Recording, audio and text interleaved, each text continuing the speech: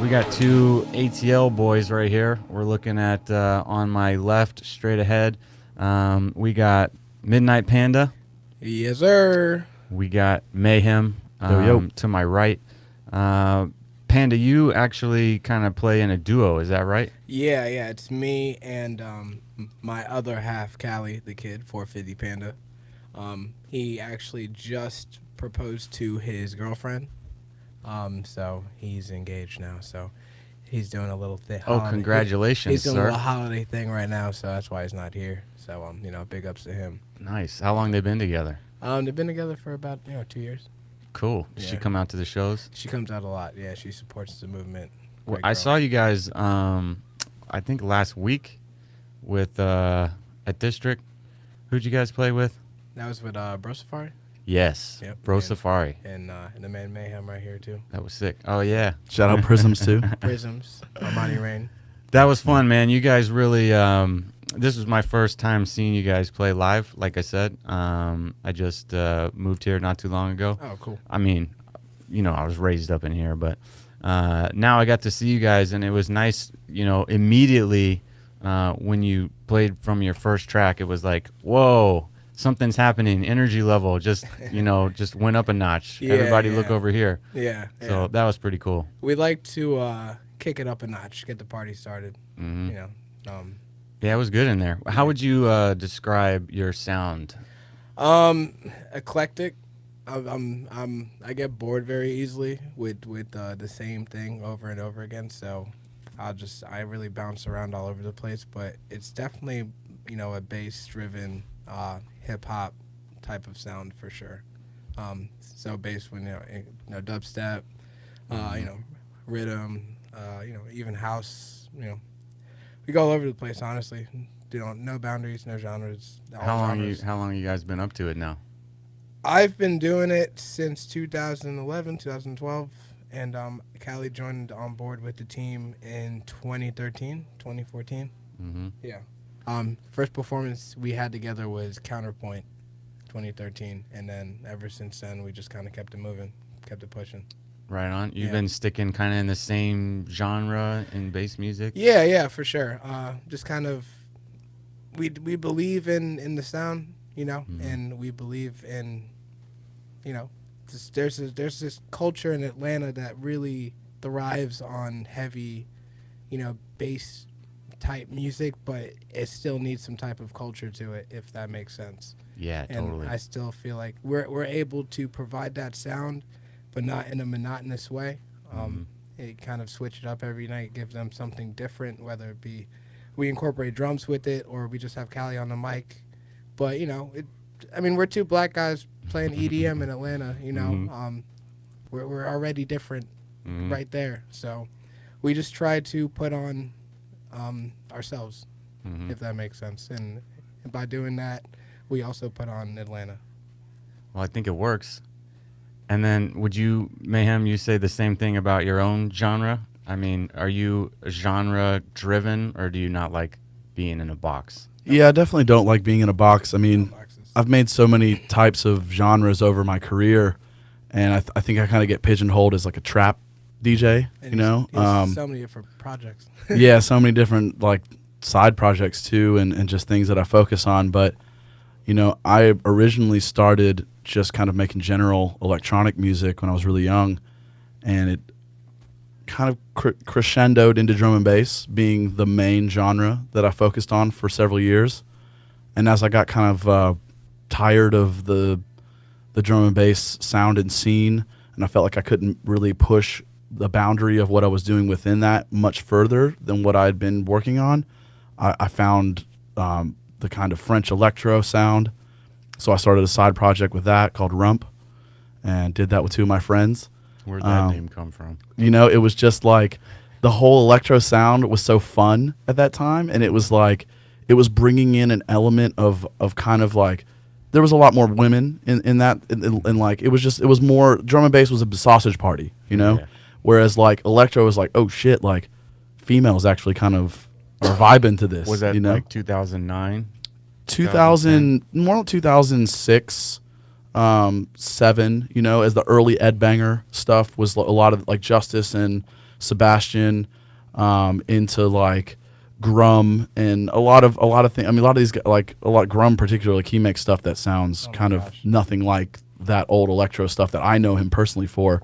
But in that era, there was a party here called Fuck Yes. Yeah, I remember. And that. Lake Castlevania, right? yeah, he was the one who did it. Yep. So he was the resident, and Treasure Fingers was the other resident, and they kind of brought me, Justin Bright, and Drew Van Atten together. We formed this new group called Rump, and Treasure Fingers moved to New York City, so he needed to fill the void of Treasure Fingers leaving, and we had just been kind of experimenting in the studio together because I was a drum and bass producer who was wanting to span out into other genres, even though I'd worked on and experimented them with in the past, but something more serious that was like a more focused sound that would be something outside of my current kind of palette that I was working with.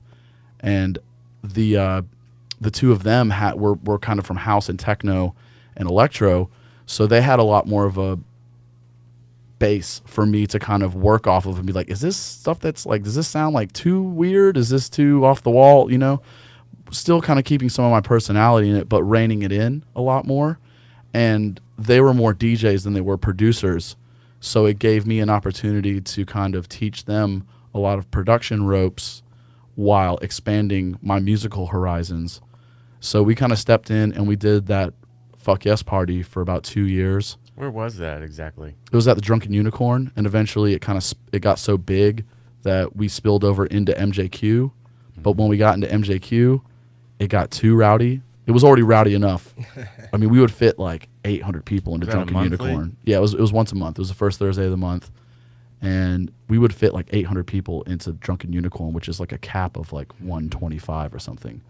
So you could stage dive, and literally you're just on a sardine can worth of people, just like stuffed. Like there was points where people passed out because it was August and it was 105 outside, and it was 135 inside. Legendary. If you look at them, Did you go to any of those? They're nuts. No, it's way before my time, but trust me, when I started DJing, that was like the main thing. People were just like, "Yo, the Fuck Yes days, the Fuck Yes days." Like, yeah, I wasn't even here, and I knew about those parties. yeah, like everyone still talked about it, and it was way after they'd been done. Like, that was still the standard. I think even to this day, that's still a party that is still people still to get to. Why do you think it died off? Do you think it was the venue, or do you think it was the music style changed? Well, it moved into MJQ, and it was like we were having so many people come out that we were like, it was becoming a problem. And like I said, we had in August, we would have people pass out. Like we were literally dragging folks outside to the pizza place outside of Drunken Unicorn, and like giving them water and fanning them off, and like it was just there wasn't enough oxygen in the room. It was that packed. Yeah. So we had to move it into MJQ. And then in MJQ, it kind of gave us a new jungle gym, if you will, to mess around with. So we had like scaffolding on the ceiling, not scaffolding, but whatever the stuff is that you hang off of, like lighting and stuff. MJQ off of, like, gets rowdy. There's trussing in the ceiling. Trussing and low ceilings. And you could, so now we're like grabbing on trussing and flipping off into the crowd. And it just got so rowdy that like MJQ was like, you know what, we can't do this anymore. Like, you know, we make a lot of money off you guys and vice versa, but like this is just not feasible. We're gonna get a lawsuit out of this. So then they moved it to Masquerade, and I'd kind of exited before that move had fully taken place into Masquerade. But then it was like, it's one of those things that if it's not broke, don't fix it. And so when you try to start tooling around with the parameters of something that's functioning and going full speed, it sometimes takes the wind out of it. Yep. So going into going from a room that was like somebody's bedroom size basically into something that's like the old Masquerade that was so huge, it was so cavernous, it wasn't the same vibe, I think. But it's hard for me to speak on that because, like I said, I had exited before they made that big move over to Masquerade, and I think they had some success with it. But it was also just, I think, musically, the times were changing, which kind of was like tied in with my exit. So I was playing dubstep, and I was getting into the early dubstep stuff as well at that time. This was just kind of an expansion for me musically. moving away from being like a purist of drum and bass music into being like, you know what, I'm kind of burnt on doing drum and bass and the formula that's kind of attached to it, the limitations and the rules and the kind of like things that are all around it. I want to expand, and I found so much inspiration in the approach of especially someone like Sebastian, because he would just take like the last quarter bar of whatever it was, and then that would become the basis of the riff for the next like couple of phrases, you know? There was just convention that was thrown out of the window with a lot of the French electro producers. And I found so much inspiration in that because I felt like the music I was working on was so formulated that it's like, and it had to hit these certain marks in engineering terms and sound design terms, that this was something fresh. It was okay to be raw. It was okay to be rough. And dubstep also had that same kind of thing.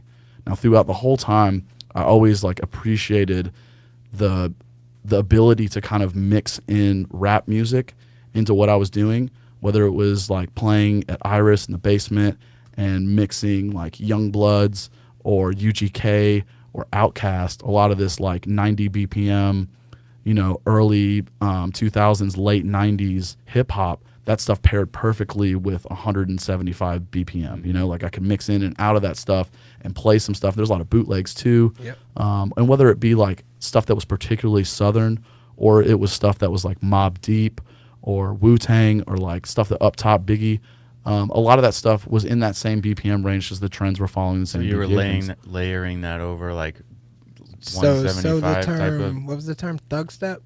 The thug step stuff came in. Yeah. I lived with these guys, Subliminal and Soundwave, and they were, you know, as far as my narrative is concerned, the guys who brought dubstep to Atlanta first and foremost. They booked Joe Nice at Lenny's, and there was probably 5 to 10 people there, just our group of friends basically. Yep.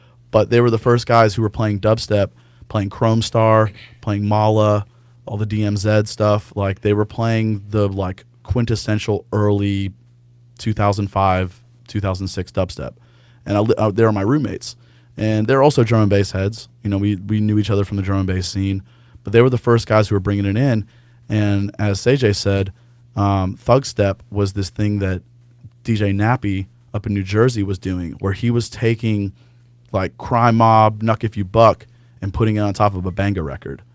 And Shout out Nappy. Yeah, shout out Nappy every time. Yep. He credits me as one of the only people that actually gives him love for what he did, because it reiterated what I loved about kind of DJing, where you could take something that didn't necessarily fit and throw and juxtapose it, you know, on top of dance music. And so that kind of became my calling at a point where it was like, I love Southern hip hop. I love like the culture that we have. And you've got things like Baltimore Club, you've got Jersey Club, you've got like San Fran House through like Miguel Miggs and stuff like that. You've got like Chicago House. You've got Bad Boy Bill. There's even Baltimore Club. Yeah, Baltimore Club, Jersey Club. Like you've got all these regional club things. And Atlanta, way back when, in like the DJ Smurf days, Mr. Colley Park, you know, he had the more or less what the Atlanta club was, the So Def All Stars, Jermaine Dupri, like his label, like pushing the like booty club bass, whatever, you know, SW, you know, SWV. I want to bring booty bass back. Yeah, it's like, but that was the crunk stuff. Yeah, that was kind of like that was Atlanta's answer to club music. Yeah, at first, you know. Then you had crunk music, you had snap music. Yep. You had all these genres that were like not like by name Atlanta club music, but that became kind of the bigger picture vision.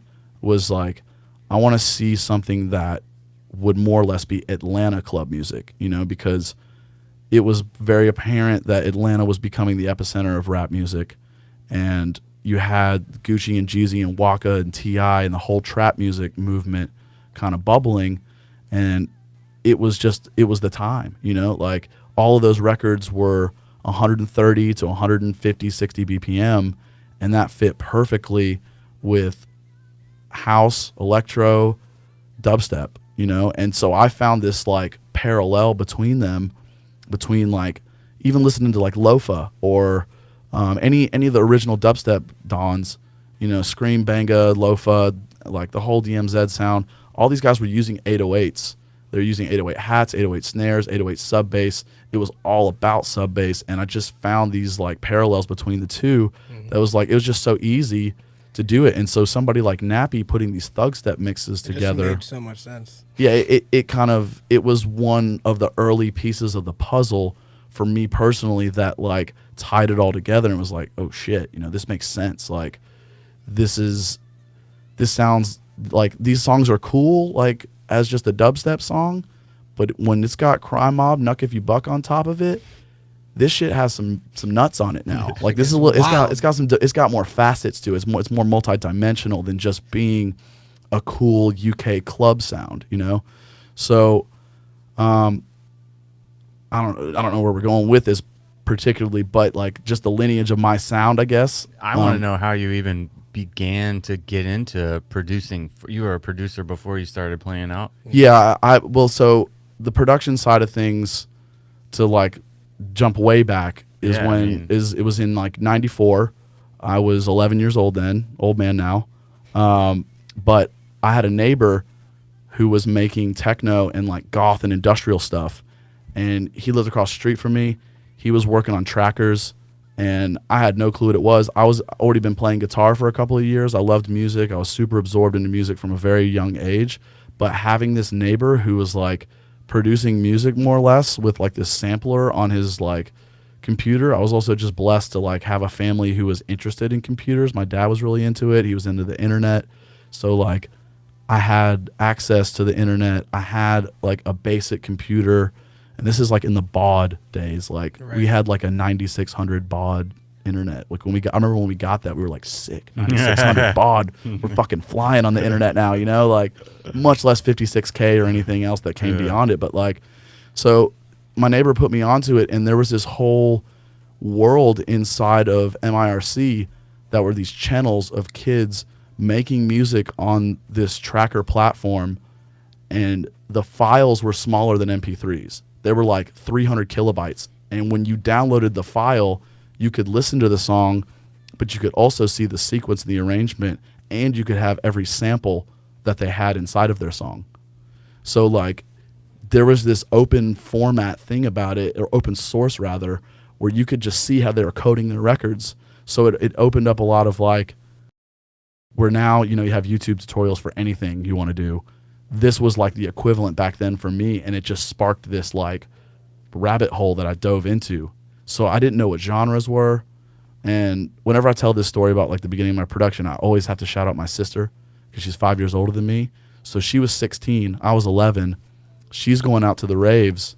I had other friends too who were like interested in like this burgeoning like electronic music. It was really starting to get popular everywhere, but like my sister particularly would go to raves, and she'd bring home mixtapes, she'd bring home CDs, whatever, like little physical tapes when to transition to CDs.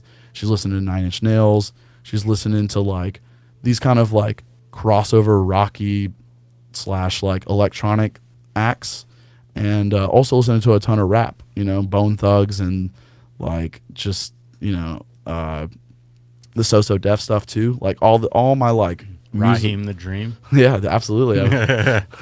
a lot of those Kilo Ali, you know, an Atlanta legend, you know, in that bass, Atlanta bass, booty bass kind of thing, you know. For me, it was skating rink music. I'm happy that I grew up in an era where Kilo Ali was playing at my high school dance.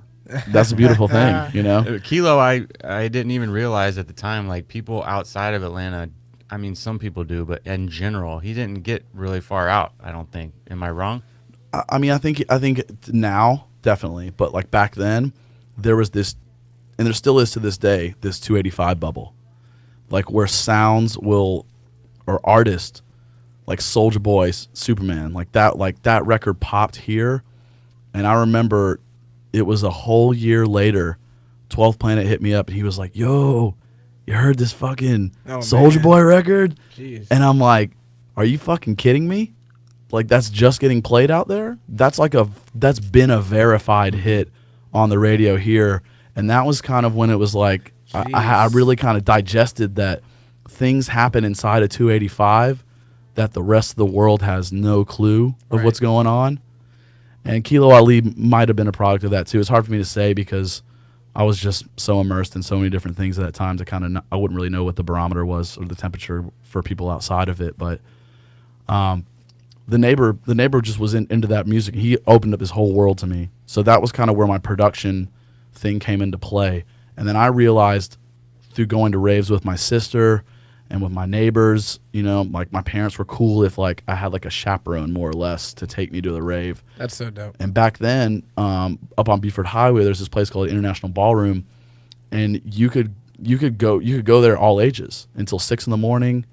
It was wild. I mean, and it was really what kind of pulled me into electronic music because there would be people of all races, all types, sexual preferences. You know, there's dudes wearing full pink and wings, and there's black people dancing next to white people. Yeah. And, you know, Atlanta is a city of integration that I don't think exists anywhere else in the world. Haven't seen it. Not that I've seen. So, I haven't seen it. not that I've experienced. I haven't either. Now that you mention it, where we really can be from totally different walks of life and get down together in a club setting or just even in a basic like, you know, street setting or even in school, where it's not as, I mean, surely there's cliques in school and surely there's like, you know, remnants of segregation and sexuality and different things of that still prevail today. However, I feel like we're as a city the most advanced in terms of integration. So I saw that echoed in the actual rave scene. I was like, this is beautiful. Like people who like anything, Yep. you know, you can like house music and you can like drum and bass and we can be here at the same party kind of enjoying everything. And there was a freedom to it that really sucked me in. And it was at a point where I realized that if I wanted to broadcast my music in a large level, more than like just sending it to different people or getting it up on this MIRC channel or uploading it or releasing it on this internet label, it was like if I DJ it, then I'm going to be able to actually play it for people. So in my first DJ gigs, before they were like official ones and before I played for Iris at the Basement, my very first DJ gig ever in like January 2000, I was bringing out my SP808 and starting my set off by triggering the song that I recorded off of my tracker into the SP808 so I could like actually play one of my songs because there weren't CDJs yet. Like, yeah. I could cut dub plates, and I would eventually, but I wasn't there at that point, and I hadn't like immersed myself in the culture enough to realize that was how you kind of did it. Like, oh, you got to go cut dub plates, and then eventually, oh shit, there's like CD players that do DJing now, like sick. And now we're at the point where you can. Prism's one of the artists I managed and played at the Liquified show. He heard a song on the way down to District, and he's like, "This is sick," and he like tethered his phone for internet to his computer and downloaded it and loaded it up so that he could play it at District. So, you know, like we've come so far from where it was for me. Like I spent 7 minutes recording that gruelingly long song into my SP808 to like start off my intros when we played, you know, our little friend party that we did at a Korean barbecue restaurant out in Gwinnett. Did you used to go to Satellite Records back in the day? Oh yeah, I used to work at Rewind. That was my first. Not my first proper job. The job I probably had the longest was Rewind Records. I would go shop at Satellite, maybe some stuff at Wax and Facts if you just got lucky. Tower Records, absolutely. R.I.P. Tower Records. Yeah, long live Tower. They're still going in Japan. You know, they're still out there. They're still out there somewhere. Good for them. But yeah, you know, it's like, I mean, and that was another thing too. Is like, you know, the experience of being able to go down to Little 5 Points. I remember when I was a kid and we go to Braves games, we would ride through Little 5 Points for whatever reason. I don't know why we actually went that way because now that I think about where we lived and where the Braves Stadium was, that made no sense to go through Little 5 Points. But my parents would tell me to close my eyes. They're like, "Don't look. What? You're gonna become a bohemian, tattooed, gauged out kid if you don't. If you know, like they're so funny about. So I think it was like the spot. I think it was a tongue-in-cheek joke. You know, it wasn't like they weren't very serious about it. But yeah, it's funny because then it was like, oh shit, you go down Little 5 Points. there's all this culture down there. You know, there's like smoke shops and there's record stores and there's clothing stores. Wish was there way back when. Wish was a rave store.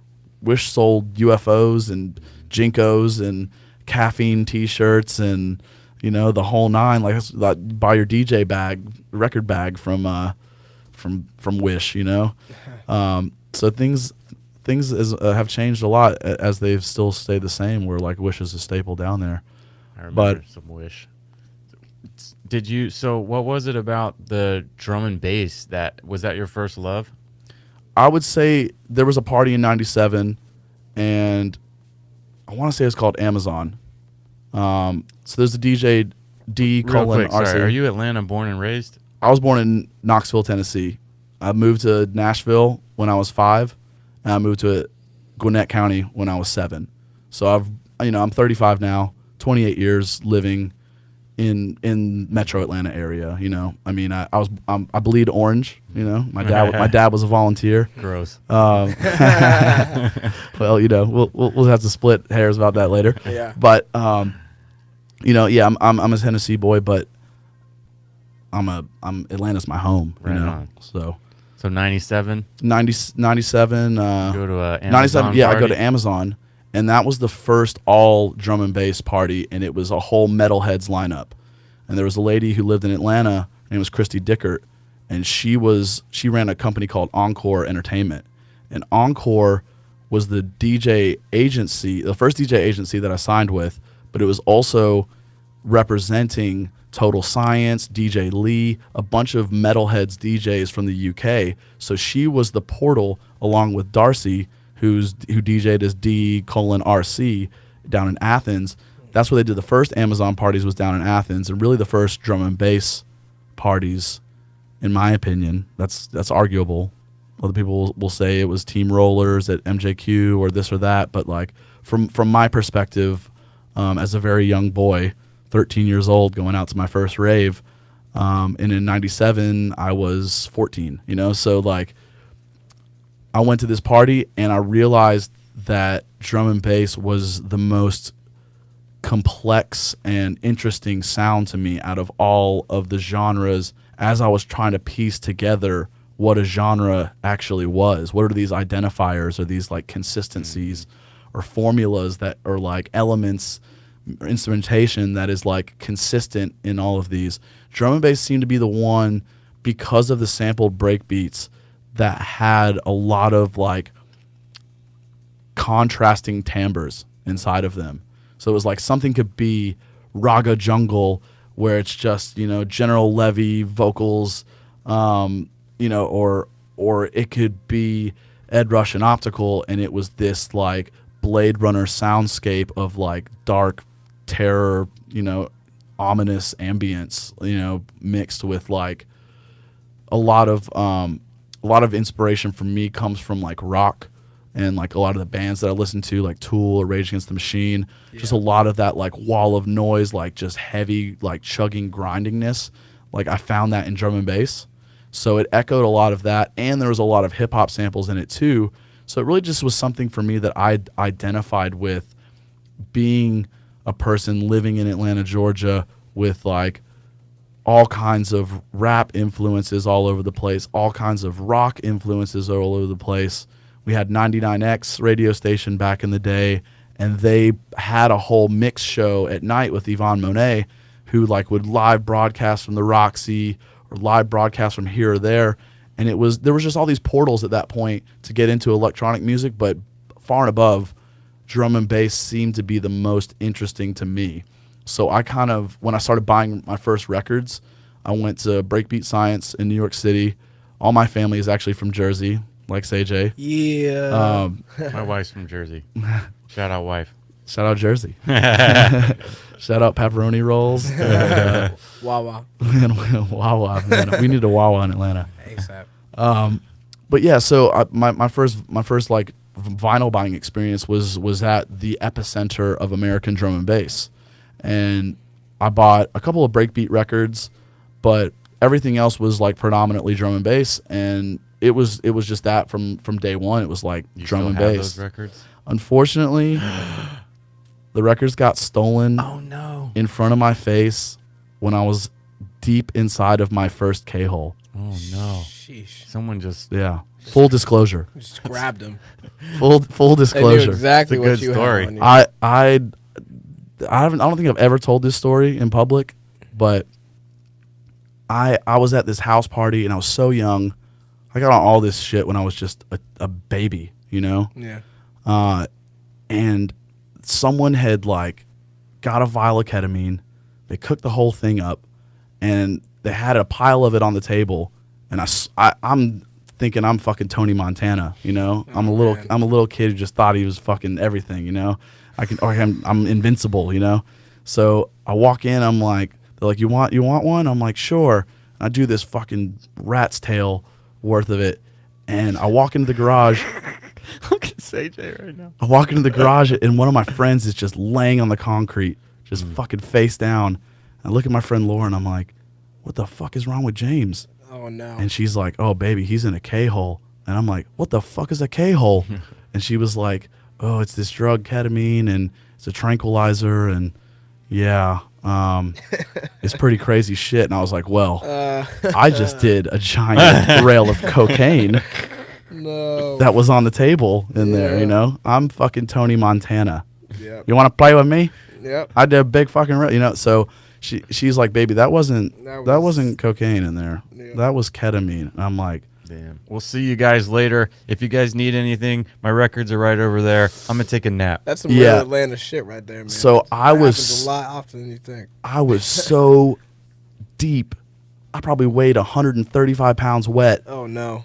And I did this pinky-sized rail of this shit, not knowing what the fuck it was, being completely just irresponsible, and I couldn't speak. I was fully conscious, Yep. but I lost all motor skills. So I was For how long? hours, but I was a puddle, and I'm laying upside down on this chair. Is that dangerous? Can you OD on that shit? I don't know. I mean, yeah, I but guess your heart could stop from tranquilizer. I don't. I mean, It's if horse you tranquilizer, overdosed you know on what I it, and it was fresh. They had just like pulled it out of the oven. They busted the vial and all that madness. craziness. Yeah. So I'm watching. I'm looking up at the DJ booth, which was on the second story of this house at this house party, and I look up and I see my green crate of records walking down the stairs. No. And I had a homegirl with me who was like watching over me, making sure I was good, making sure I wasn't, you know, kirking out and just foaming at the mouth or something. And I'm like, Like and your she's crates. like, what? Like, what? I don't know what you're saying, baby. I'm like, fucking Crates, records, my crates. record, my record. You know, like I can't speak. I have like my tongue. It feels like I have like a horse tongue in my mouth. I just can't get words out. And so I just watched all my records just peel out the door, and I lost all of them. I had to just hide the fact from my parents that like all my shit got jacked because I did some drug. I had no clue what it was. Yeah. And yeah, so those records are long gone. We found out who did it, and we tried to get them back, but never quite got any of those back. But I persevered. I saved up my lawn mowing money, and I bought some more records down at Satellite and Rewind, and bought some new needles, bought some new headphones, because all that was in there in the crate. And yeah, just push forward again with the drum and bass. If you're that guy and you're watching this and you still have that, please return to this studio. Nah, but that's the worst though, because like that is one good thing about technology now. You kind of like, you know, I'm a little nostalgic. As you can see, I have some records here too. There's a lot of drum and bass, a lot of breaks and all that shit in here too. Awesome. And then, you know, I've lost some too. You know, I have had books of CDs that I've gotten stolen, and I've just misplaced because I'm an idiot. I left one in the airport one time. I was like on the plane, like, no. I've done that too, man. And, don't feel bad. Yeah, so, but that's stuff that will never come back. But now, you know, you can back up everything. So it's kind of like we live in this crazy world where if you're smart about your backups, like you have the stuff. Like I was traveling up to play a festival, Northern Nights, in northern San Francisco last summer, and I parked right in front of a restaurant, ran inside to get a bite to eat. I parked right in front of the restaurant, and I came out with my buddy who was playing the festival with me, and they had busted the window, and they took all of our gear, like the pedal board, like my bag, my computer, my headphones, my clothes, everything. And like it was awful, but insurance bought me a new computer, and I plugged it right into my hard drive, and boom, it mirrored everything that I had. As awful as it was, we didn't get to play the show. Like I got everything back. Yeah, that's a good feeling when you have some redundancy and you actually done your due diligence in backing up your things, because you got. I've been there where I've lost everything. I've got 3 backups right now. Shout out Time Machine. Yeah, three of those guys. And that is honestly why I kind of switched to Mac, because I was on a PC, and I'm sure that there's a program out there that can back it up. But I literally watched a bolt of electricity go from my USB drive and hit my motherboard, and everything turned off. Like static or something? Yeah, it was static electricity. I just came back from a long trip. I felt inspired. I'm like, all right, I'm ready to like tackle all these records that I'm going to finish up. And I watched the electrical bolt of static electricity fry that motherboard. And I was on Windows XP at the point. Yeah. And I went and bought a whole new machine. It tried 7 different install disks, and then realized that I had bought a motherboard that was only compatible with Windows 7 and higher. So I couldn't install XP. And when I ran Windows 7, I couldn't install half of the cracked fucking plugins that I'd used. I swore off cracks at that point. Yeah. I never used a cracked piece of software ever again after that, because I needed to have the ability to have my backed up folder of all my installs, and in worst case, go to all the vendors and re-download Waves, re-download FabFilter, re-download whatever it is that I use that's like my staple plugins, and also, for good conscience sake, to actually support the companies and not get myself into this corner where I'm like, shit, where am I going to find version 4.7 of this plug of like XYZ plugin that this session will just never load the same again.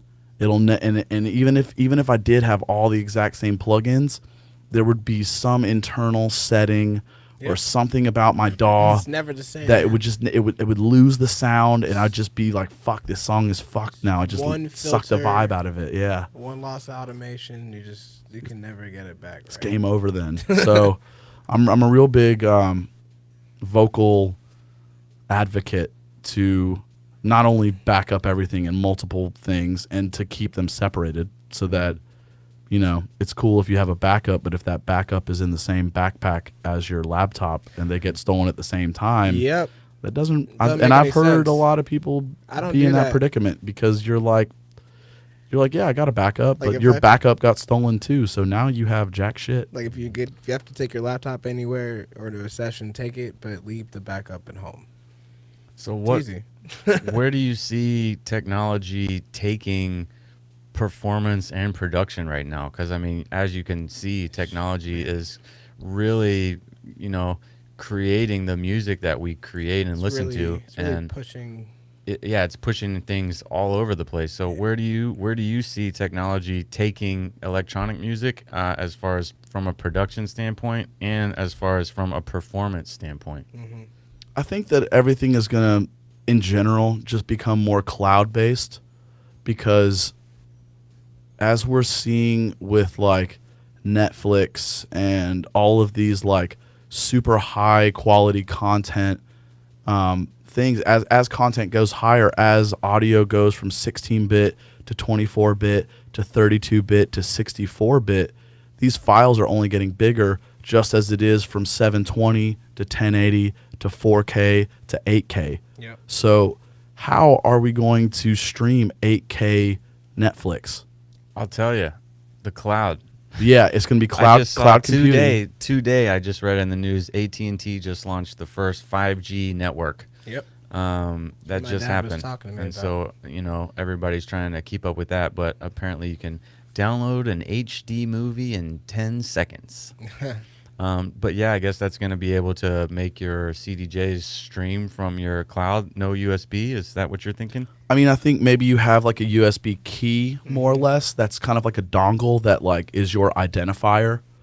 And you maybe have multiple of those. Maybe you can just clone them at home or something. But, you know, it's always so hard to call what technology is going to do because something comes out and it changes the game and it changes the whole approach. So that's why it's hard to say where production's going to go. I think that right now we're in a really interesting time because for me, being a producer who's been making music for 24 years of producing music, coming from like using samples on the tracker that I was talking about into running MIDI into a sampler and mixing that all and then recording into the thing and maybe running 2 tracks of audio on Logic to like now I'm completely in the box. Everything is controlled in that, right? You know, and again, like we're saying with the redundancy and the backups and clouds and all that kind of thing, like if I lose stuff and it's backed up to the cloud, like if I lose a machine, oh well, I can plug in my time machine and my machine's back up. I can clone my machine like you did in that scenario. If I lose my sample bank, well, if I've got all that on Dropbox, don't worry about that.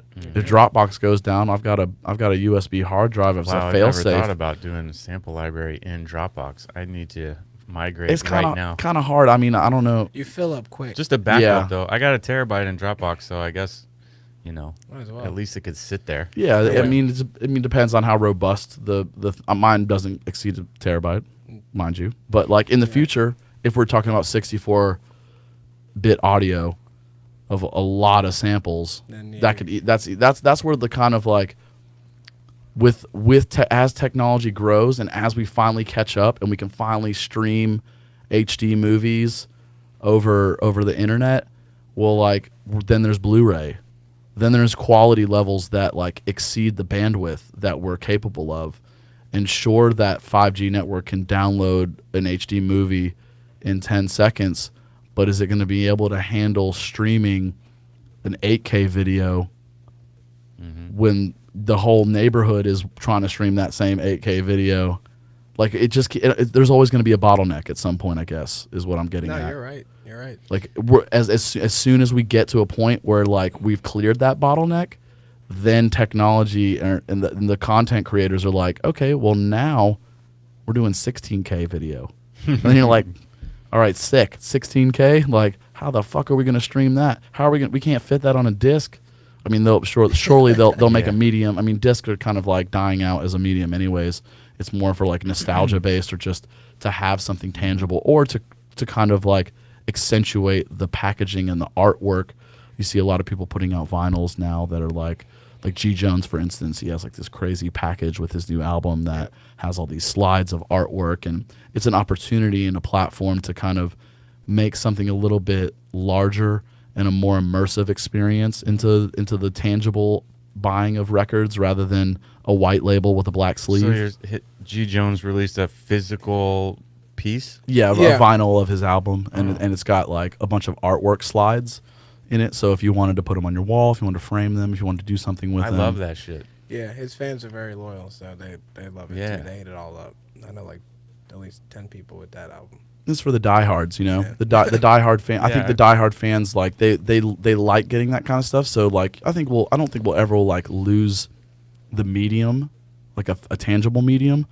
But I think that we're always gonna be striving to one up the quality level of what we're doing, and so with that, you're always gonna have these bottleneck scenarios, and the cloud kind of reduces that. So like for gaming, for instance, if things start getting even crazier and we're doing full VR games in 8K or like in the movie Her, how they kind of have the projected landscape that you're like immersed in this environment and you're playing inside of the environment, you know, when you start talking about gaming on that level or building an environment and skinning everything and putting textures and details and nuances to make the experience reality more or less, and less virtual, less of like the corny, crappy lines or like plastering your phone to your head and doing that kind of stuff. You're talking about computing on a level that the consumer, even at a prosumer level, won't be able to absorb or even stream that kind of stuff. Like they can stream it if it's like kind of cloud computed. And I think that that's where like cloud computing is going to become a big part of the way that we kind of deal with the pitfalls of this like never ending man's quest for quality to raise the bar every single time, whether it's audio, whether it's video, never good enough, or the combination of the two, you know, because eventually it's like we're going to have diffusers or like we're going to have little scent things where like you're playing the game and then all of a sudden you walk through the orange field and this device sprays off orange scents, so now you're like smelling the game, you're not just, that'd be nuts. Like wow. or like the even at the World of Coke, for instance, you've got the 4D experience where you go and they shake the chair and you've got the visual and the audio and you get wet at some point, and like there's all of these like they're trying to push experience into a place where it's not virtual, it's just reality at that point. But I feel like that's being incorporated in the shows and performances. I mean, look at Snails' last tour and how he incorporated that huge, like, what was it, even like 4D, I guess. At that point? I mean, it's 3D in that sense because you have audio, you have visual, and you have the depth, like dimensionally of his stage, which was really sick. And he had a bigger story with it, and I love seeing stuff like that. Yeah. Because it gives the artist the opportunity to kind of tell a story in a much deeper and more profound way, and sell the story more so than just being like, yeah, there's a cohesion to my visuals that matches my album covers, that matches my merch, that matches like all my branding in general. But when you can actually have physical players on stage wielding the axe, cutting the head off, I foresee some type of guar experience That'd be sick in EDM. And whoever does this, I want my 10%. Yo. Because I'm giving you the free game right now. But whoever becomes the guar of EDM, it might be Excision. He might be the first one to do it. That's the next step. That might be his next step. He might just have to go full. It's the only way to go any harder. I mean, I don't know how he could. I do know how he can go bigger. I've got ideas, but I don't have to charge for those. Private consultation only. You're right. You can email me mayhemslr@gmail.com. It's getting out of control, man. With pretty much anything is about to be possible. So whatever plan that you have in mind, you can just make it come to fruition. It seems like. I mean, I just saw a picture on the internet just a couple days ago that was a picture so big. It was a picture of, I think, like Shanghai, taken from a drone, but it was taken from a 49 billion pixel camera, so you could zoom all the way in across the way into the you could see everything. Like I was just thinking that would be an insane game of like Where's Waldo that you could play now. You could just like spy on everybody. It was pretty intense, but the computing process that has to go through for something like that is pretty incredible. And I can't help but notice I do a lot of interviews, and you guys haven't looked or glanced at your phones the whole time, and you haven't been fidgety, and I love that, because it seems like the phones are kind of taken away from like being in the moment a lot now. So I just want to pat both of you guys on the back for like not like, I have a lot of guys coming in here and they're like Instagramming and they're just like, so I mean, how do you guys manage your screen time versus like work time versus like? I guess for me, it's just like, it comes with what we do now. There's not really a way around it. So it's just like I just try to get as much like screen time done like when I wake up, and then after that I just try to live my life after that. Because if you try to spread it out and you try to make a post here, make a post there, it ends up you end up. That's a good little formula. All just unorganized. get it out the way and then either that, go and about then your day. you also have you can I'm make gonna quote that. you can make scheduled posts on Facebook. You know, I'm not sure if you can do it on Instagram yet, but Through like a third-party app, you can. through a third-party app, yeah. So I mean, there's ways to organize all of that time so you can, you know, make it efficient. So you're not just really on your phone 24/7, just social media all day, because it's not that productive, honestly. Like today, I did a whole like 2018 year in review for like the whole Midnite Panda brand. And I just throughout my phone, I just have, you know, moments from the whole year, and then with timestamps, and I did all that within like half an hour, and that's something I can use for a while. I thought that was really cool. I liked being able to see a lot of the moments I had seen already. Yeah. But to see them with the timestamps or the date stamp on there, Yeah. it was nice to see that, because it was a good year in review. I liked how you did that. Thanks, man. Yeah, I just try to do something different. You know what I mean? Just because it keeps people engaged and keeps people wanting not just more, but they also feel like they're part of that experience with you throughout the year. So it's important to engage people for sure. Personally, I'm not going to flex. I'm addicted to my phone. It's not hard for me to not use it right now. In the same stroke, it's an absolute career suicide move, but I fucking hate posting content. It sucks. Like, I really just, I would rather just like fall off the side of the fucking internet's eyes than to like force content just to be relevant. But you're saying it's a suicide move. It is to a career. not do it. It is a career You have suicide to, move, in like, my you opinion. have to do it. Like, And I that's watch the my thing. numbers go down.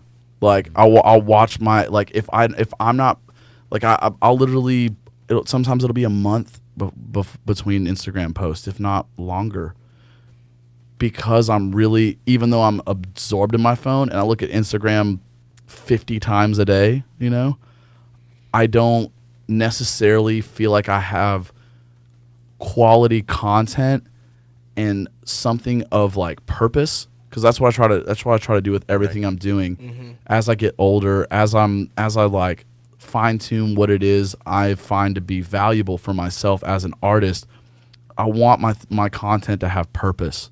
So a lot of artists, and there's no knock on them, but they post up fodder to feed this machine, and they hire social media teams to, and I've done this. I've had a social media team behind me, and I wasted all that money because they would be like, we need more. And I'm like, okay, but you know, I have 9 album projects I'm working on right now, actually, currently, but that's almost something I'm always juggling. I'm always going from project to project.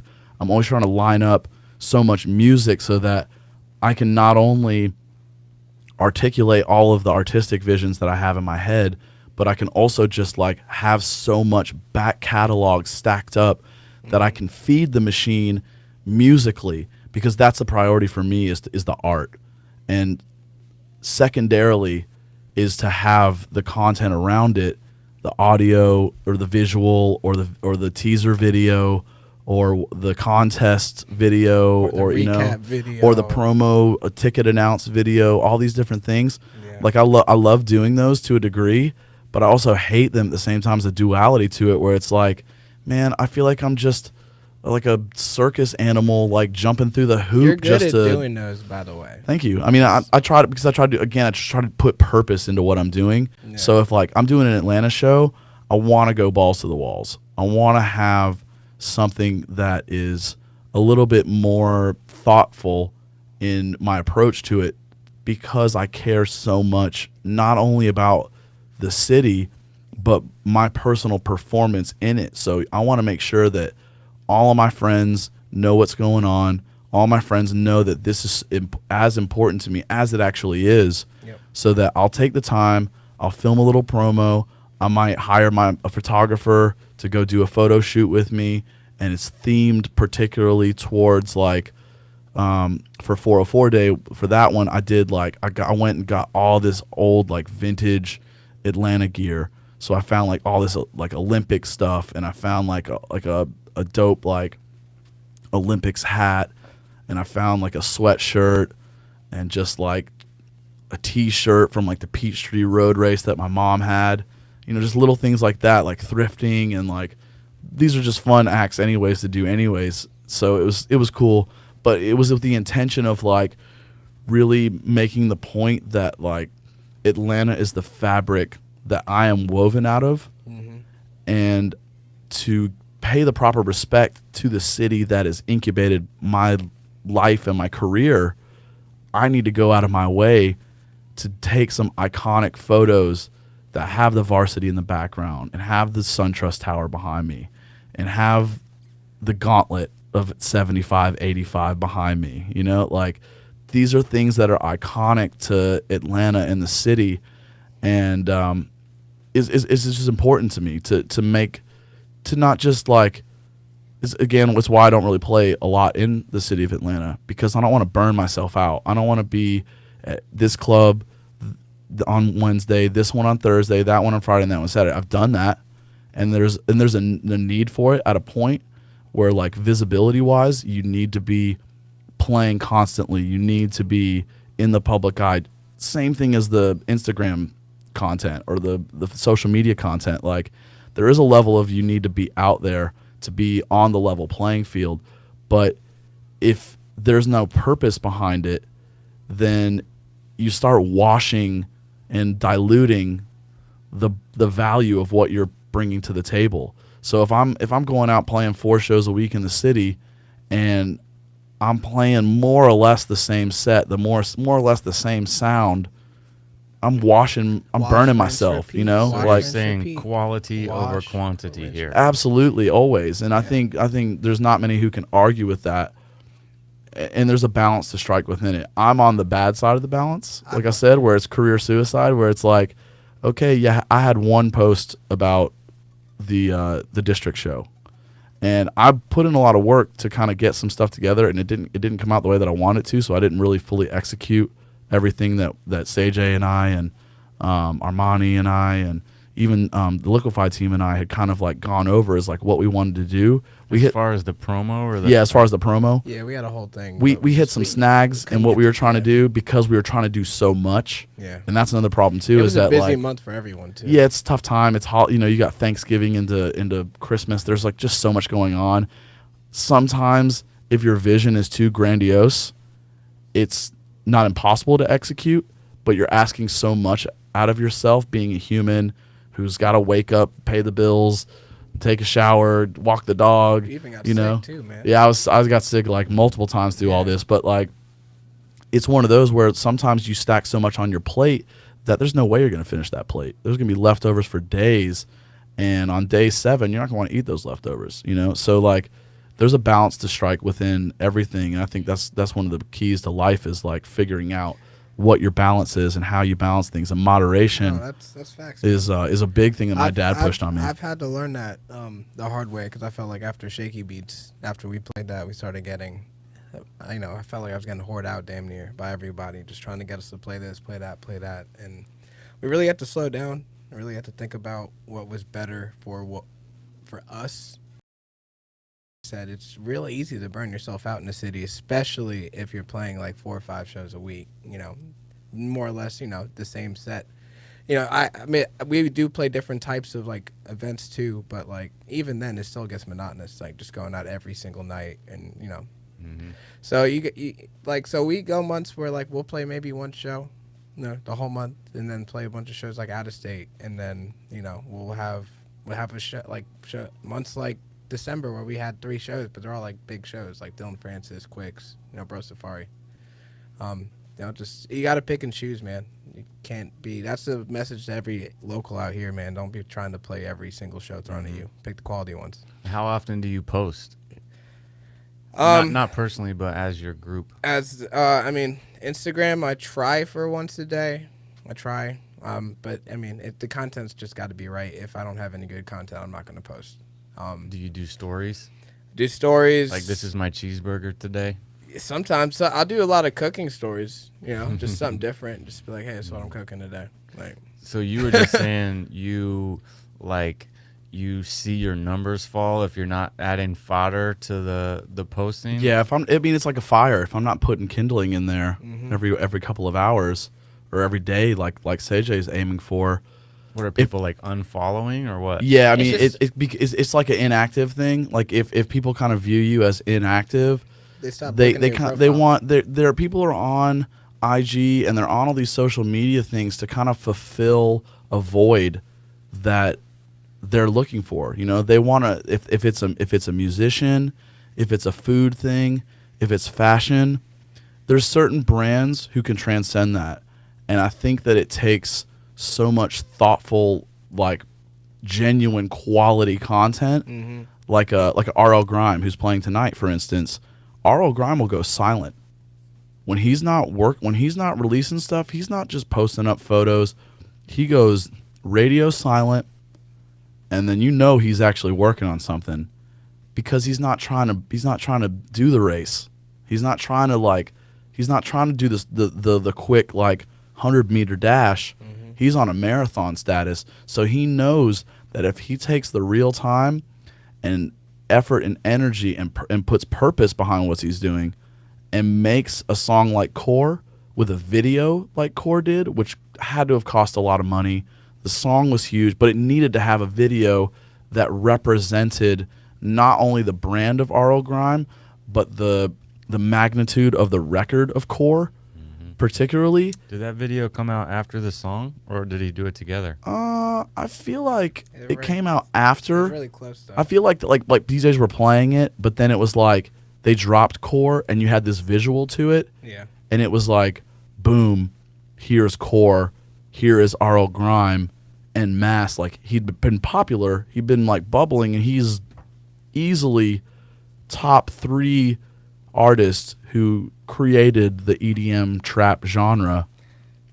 He made it such a poignant. He made it such a special event when that Core video dropped, and announced his album in the same stroke, that he didn't have to post for 6 months. He could then do his. I mean, if he's touring, he's got stuff. He's got reasons to post. He's got show recaps. He's got photos. He's got lifestyle things attached to like traveling and all that kind of stuff. Being in St. Louis and having ribs at Pappy's, or being doing that kind of stuff. Like you can have content based around those kinds of things. But like, if you're trying to write meaningful, high quality music with an equally meaning and high quality visual attached to it, and creating what I like to call like 3-dimensional art, that's not just a great song, that's not just a great visual, that like a Snail's live show right now with his last tour, it is engaging in a much deeper fashion than just showing up and playing some records on the house sound and the house visuals and all that. And maybe you paid some guys to do some like back, some visual loops and stuff like that reiterate your brand, your look, and your feel. But unless you're taking it to that level, and unless you have the vision to build it to that level where it's a full-blown experience, you're kind of just treading water until you can at least get enough momentum to get on top of that wave and then ride it. Yep. And then you don't have to worry for 6 months as you're working with Miguel and you're working with Jeremiah and Ty Dolla $ign and all these crazy artists that he had on his last album. Insane. And I'm sure there's all kinds of records that were around that were in those sessions that they couldn't get cleared because of this or that reason or whatever. But I'm sure it just took so much, and I know it does because I'm trying to do things on that level where it's like I'm not just gonna throw out stuff because I can. It's like it has to have purpose behind it, and it has to have full-blown execution. It has to be a full send. It can't just be here's a little drip here, here's a little drop there. Here's this track. It's got to be a flood. It's got to be a fucking national disaster. Yeah. Like it's got to be. You got to get a Amber Alert on your phone Nah, dude, that you're right. your attention has been stolen. And it is, and this person did it. And So what is next for you, man? I saw you drop an album in 2017. yeah, so the album 2017, it took so much of me to like put that together, and in a lot of ways I view it as a failure because I didn't have necessarily the budget or the patience to fully flesh it out like I'm talking about right now. And that's Right. these lessons, like anyone listening to this, I'm not the full narrative behind yeah, it. and the full visual and the whole execution of just like everything. Like, but I don't want anything that I'm saying to come from a point of like, if you don't know me personally, if you haven't like experienced Mayhem as a brand or as just a human, which I am at the end of the day, I'm not speaking of these things in the terms I'm looking down my nose. I'm speaking of these as like, I have lived this, I've been in the mud, and I know what it tastes like, I know what it smells like, I know what it feels like. So I know I'm trying to pass these lessons along of these shit sandwiches that I've eaten, you know. So like, Nice. they don't taste good, and you don't really want to try them, but you're gonna have to eat them anyways on your own, even with any insights that I can pass along on this podcast. But with that album, it's like I had a grandiose vision for it. It was more or less a movie. Like, it was kind of, imagine Guardians of the Galaxy, where he finds that, or he has that tape of the mixtape that he made for his mom. That was 2083. I was born in 1983. The vision for 2083 was that it was such a large vision that when I try to explain it to people, my tongue gets tied, because I'm just like, there's so many ideas that I had that I wanted to articulate in it, and due to pressure from like the agency that I'm with, and like just the need to be on the road and doing shows and dropping content, and that race that I'm talking about, the quality of the quantity, I'm like very happy with the quality of the music on it, and with the look of the cover, and with the way that we kind of rolled them out. But like, I needed to have visuals. Like, I needed to have like a official video for several songs, if not the whole package, to really tell the story and to really kind of flesh out the narrative into something that was what I'm aiming for and what I'm recommending for all the artists out there who are listening to this.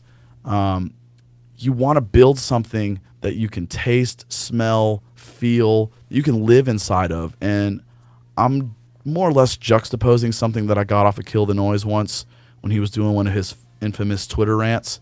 And he more or less was just kind of like, you got to build an environment for the listener or the user to step inside of, and to feel the walls, to experience the ambiance, to smell the smells, and all these kind of sensory things. You have to fulfill all of those sensory things to be able to have something that transcends your basic, I showed up with my record box USB and I played my playlist and I did my Mo Bamba mix and I did we did the trap arm moment, Right. and we did the wall of death and we went through our virtual checklist of like Of DJ cliches. of cliche things that are, you know, cliches for a reason, because they get the reaction that a DJ wants to get out of his performance, but aim for something that fucking slaps convention in the face. And Kill the Noise is like such a great example of an artist who will take like a video format and make something that like is so memorable. And not only is it memorable, but like Snails' live show, it reiterates the fabric of his brand and the essence of him as a human. Snails' music sounds like Fred talks.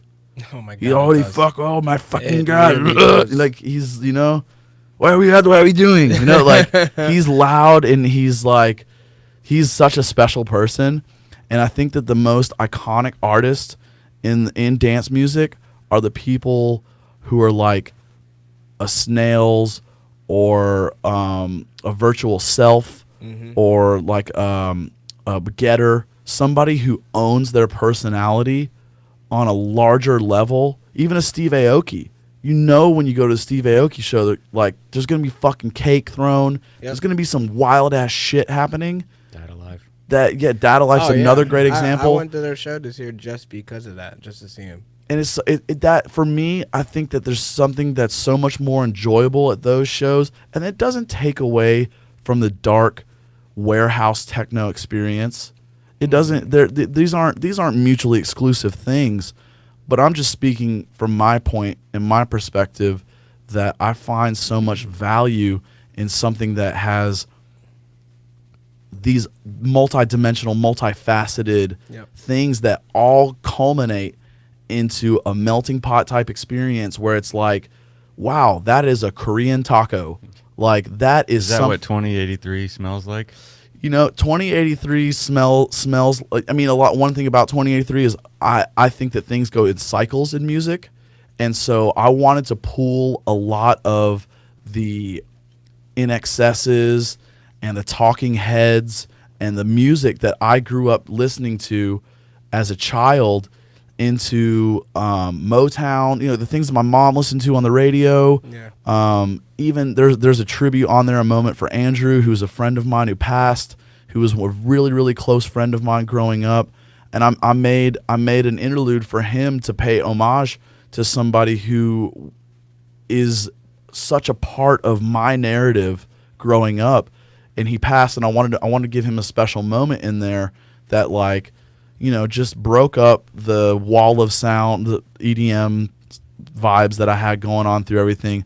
I wanted these songs to all tell their story individually, but also conceptually as a greater package, so that it was like, okay, there's these elements of funk in like Funk Will Never Die, and there's elements of it in Reactor as well, the final song. There's the electro in Backup, which we started off with, the Dutch house, Dutch electro thing that was like in that rump phase. That's for me. Jam right there. And that song is like a fucking melting pot of shit. It's like, it's got drum and bass attitude. It's got that woo. It's got the it takes. I didn't sample that, but it's got that, which is like a throwback to Juice, which is like a super influential movie for me. It takes all these different things that unfortunately, unless I have a platform like this to sit and explain, and an audience who gives a fuck to listen to me talk and blabber on for as long as I have about my art, unless you can build a playground to invite everyone into, they're not going to care to hear this long-ass winded story about something that you still haven't figured out what the fuck 2083 is about. But it's about me, and it's about like my quest for my existential issues. Like I want to live to be 100. I'd be 100 in 2083. There was an idea within the album that, like, in a Guardians of the Galaxy style thing, my album was buried and it was dug up in the year 2083, and it became the soundtrack to this intergalactic adventure. And that's really the core, like, of what my album was. Cool. But because I didn't have, if you had the visuals, if I had a 100K budget to make that happen on a half-assed scale with that kind of budget, then I could have told that story in the deeper way. I like that picture of you in the city. It's like, I don't know, you look like you're on some neon screen. Oh yeah. And that looks so cool. That one was kind of that was something that played into it. It was like Blade Runner was a big thing for me too, through drum and bass, and just the idea of this, like, of what the future is going to be like we were talking about before with technology and music and all these kind of things. I guess 2083 was a lot of just me pondering, like, I wonder if, like, the things that I grew up on, I mean, I don't even wonder, I just know for a fact that they're going to come full circle, because everything does. And that's one truth that I think I found in life, is that everything comes back around. Whether it's your attitude or your vibe, or the style and the sauce. Like, who would have thought that right now Migos and fucking Bone Thugs and Harmony would be beefing online about, like, where that drip came from. But people would say there'd never be another Bone Thugs and Harmony, and maybe there never will be identically, like there won't be a carbon copy of them. But to say that Migos haven't got a lot of their drip off of that triplet flow that they iconicized, if that's even a word, we Google that one. It wouldn't be fair. So I think everything comes in cycles, and it always comes back around. And I just wanted to do a piece that said, like, there are these elements of all of these songs, of jazz, and of, like, rock and just the things that make up my anatomy musically, and as a soul and as a human. I wanted to put those into a package because I could have made an album of hands in the air bangers, and I feel like I put a couple bangers on there, but I also was very like cognizant of the fact that a lot of the songs I was making on there were not the trend, and they didn't ride the trend, and they bucked it on purpose because I wanted to say, like, you know, I appreciate Kill the Noise for his perspective. I appreciate Skrillex for his perspective. I appreciate Snails for his perspective. I want to do something that people can appreciate my perspective, and something that kind of like divides me from the pack in the right that, like, you know, people may not understand it now. They may not understand it later, and that's okay. But I just wanted to have something that was my own voice with that album, and that stood alone as a standalone. I had a couple collaborations on there. I could have gone crazy and tried to got Waka Flocka on there, or go for some like high profile features or something like that through all the rap connections I made over the years. But this wasn't the platform for it. This was a platform to me to make some songs that were like, this is a vibe, and this is different, and this is a unique voice. Even though it draws from X, Y, and Z, it's now presented in a Korean taco way, where it's like, hey, that actually works kind of cool together in a way that, do I want to eat Korean tacos 7 days of the week? No, like, I also appreciate regular tacos. But I just recently found out that the Al Pastor taco comes from Lebanon. That's not a Mexican. I'll be damned. That is not a Mexican. I was watching Ugly Delicious. I can see that, like shawarma and things yeah, like that. Shawarma that would make had sense. a huge role, and there's a That would huge make a lot of sense. Lebanese population and Iraqi population in Mexico that like it. that is crazy. I mean, that's it like- was like I felt like the fucking Bible had been rewritten when I was watching Ugly Delicious, I think it was, Like and when they I found out butter chicken's not Indian, you're just like, wait, what? I didn't know that. See, there you go, the British. And maybe it's an American thing. Maybe, I mean, we are naive as fuck, and we are so like proud that we think we fucking invented everything, or that everything, like, that we're the only melting pot. But it was really interesting for me, on a very much tangent, that like that was something that when you say Al Pastor taco, you think that is fucking Mexican. And that is absolutely not Mexican, you know, but it's integrated into the culture. And like, That's how it is, man. it was a cool question that David Chang raises in his conversation when he's in Italy on Ugly Delicious. He talks about how what is tradition, and where does tradition come from? And tradition comes from, which I don't think they necessarily made this point, but the point that I pulled away, walking away from, is like, tradition comes from mass. It comes from multiple people taking a platform or a particular like function, or like a pastor taco, and it becomes digested into the hive of what is Mexican food, you know? So you say, oh, that is Mexican food, but you don't think that there's some outside influence to it because it's become normalized. But how did it become normalized? Because so many people started making these Al Pastor tacos, and there's so many, and all these places are quote unquote Mexican places, that you're now like, this is Mexican, when in fact it has roots in all these other things, just like so many things in American culture do, or just like even within the scope of what we're here to talk about, dance music. Yeah. You know, like, it comes from so many places, and there's so many arguments that, oh, this is from England, or this is from Germany, or this is from Detroit, or this is from Chicago, or that's where it was born, or this is where it was born.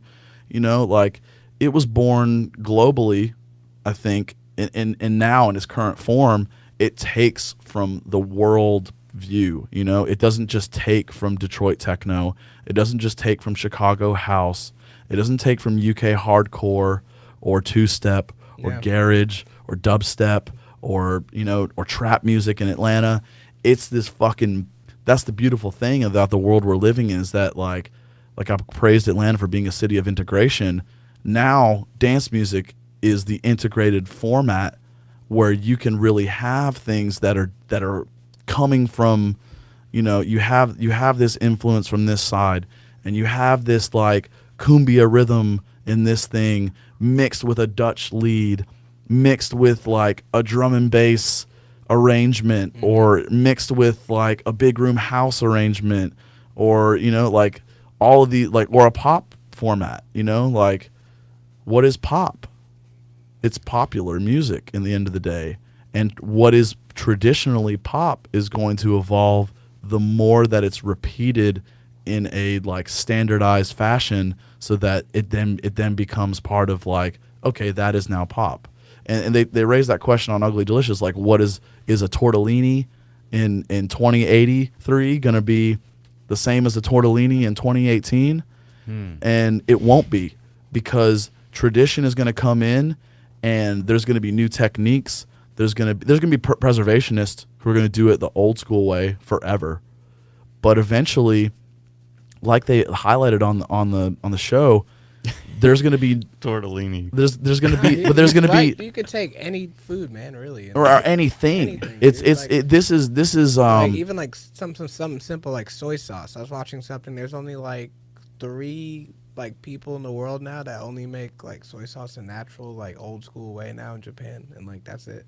Like everything else is just factories. You know what I'm saying? Like they don't make the barrels anymore that they like that they sit in. They don't manufacture them, so like they just have to keep preparing the ones they got. They're like 100 years old. And when those are gone, they're done. You know. Then at that point, as a global culture, we say that soy sauce is the Kikkoman, you know, bottle shaped thing, not Coke bottle, you know, like, or wasabi, you know, like what is wasabi to Americans?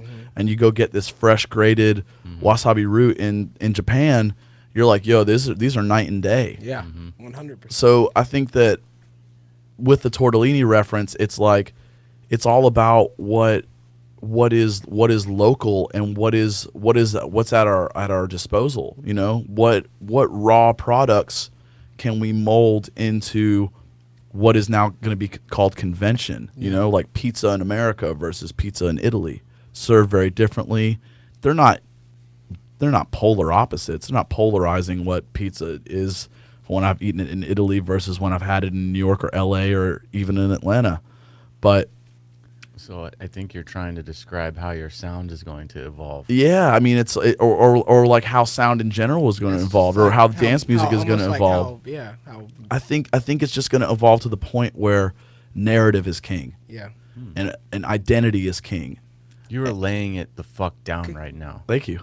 But when that I think you're exactly right there. But when that's in play, and that's in place, and that's what's embraced, rather than right now the climate is, you've got cymatics, you've got cashmere, you've got all these different, you've got splice, you know, you've got all these resources that you're like, oh man, I just need like a fucking horn thing right here. You go on a splice, I need a horn and F at fucking 160. You've got 75 options of that horn to put in your song. Yeah. There's a point where originality is almost suffocated, because you're all using the same resources.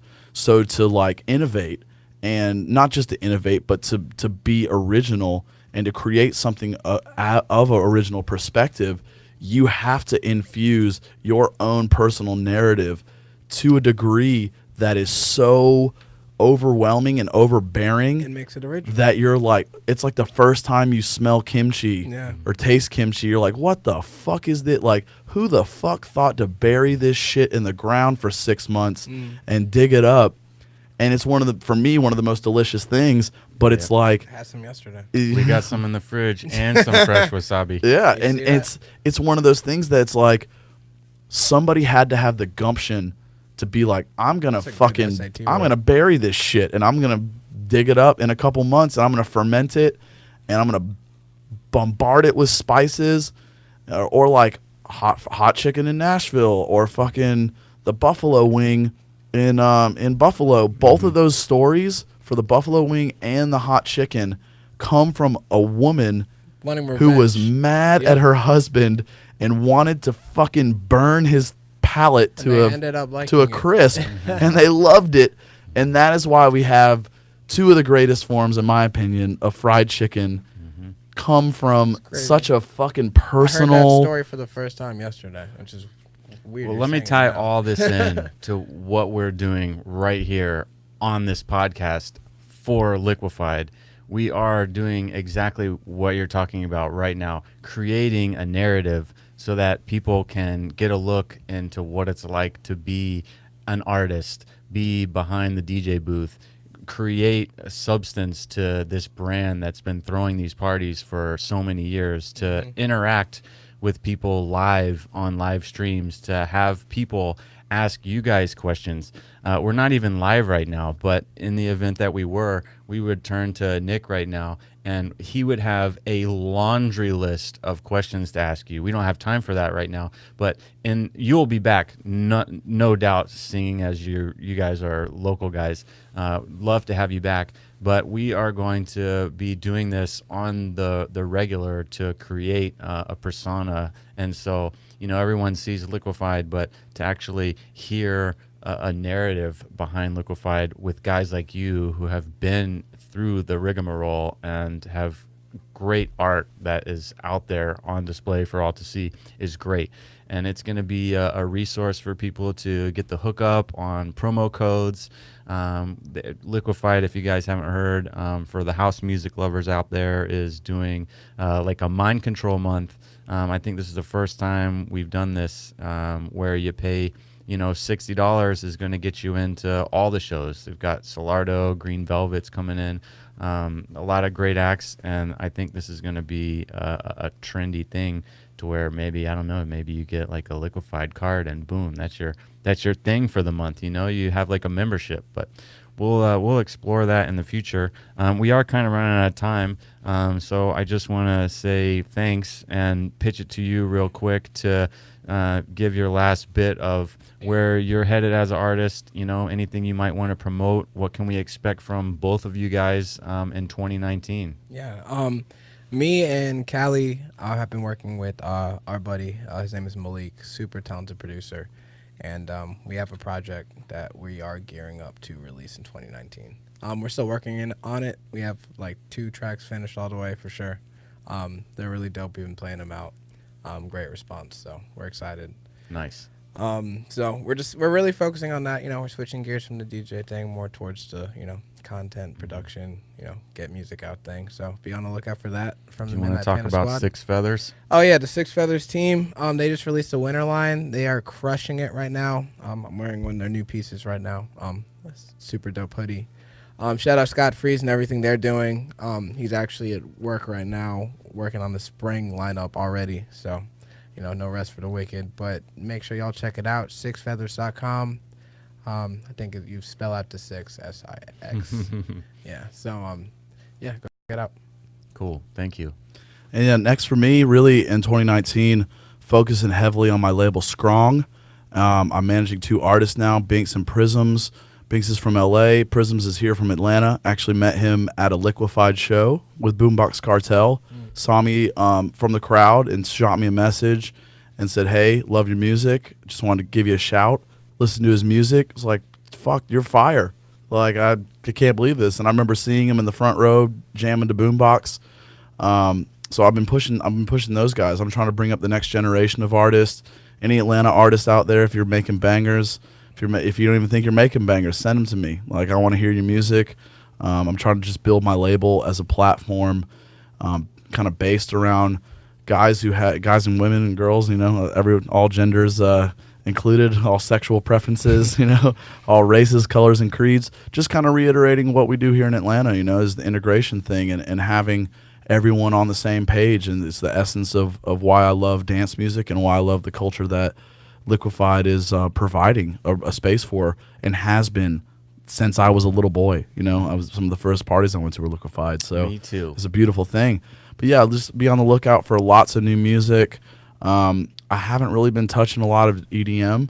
I've been deep in the rap world, so I have 9 rap projects that I'm finishing up currently. Crazy. But starting in January, I've got a release on Never Say Die with my homie Hydraulics and Mac Turnup, and that's going to kick off the flood. It's going to be a lot of new dance music from me, some new bangers, and yeah, I just look forward to trying to push my boundaries in the new year.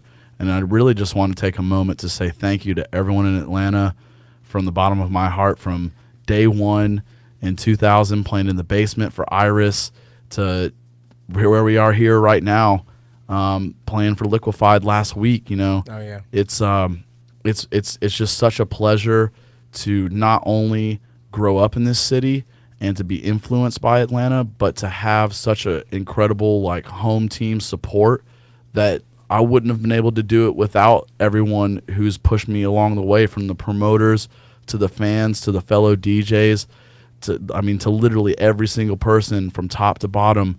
I just want to say thank you guys so much, because this would not have been possible if I didn't have the support system that I do here. And I'm glad to see artists like Midnite Panda making their way up the ranks, starting to get outside of the city of Atlanta and to push their brand.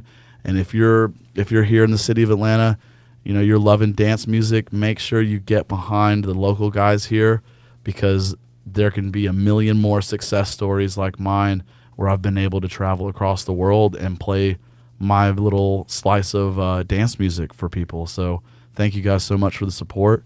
And thank you to Bo and Nick for having us on and letting us ramble so much, about random shit. Yeah, it was great. You had a lot of good things to say. I love your narrative, and I look forward to seeing more of you guys this next year. So thanks for being here, and thanks everybody for listening to this. Check us out at liquified.com and grab those Mind Control tickets.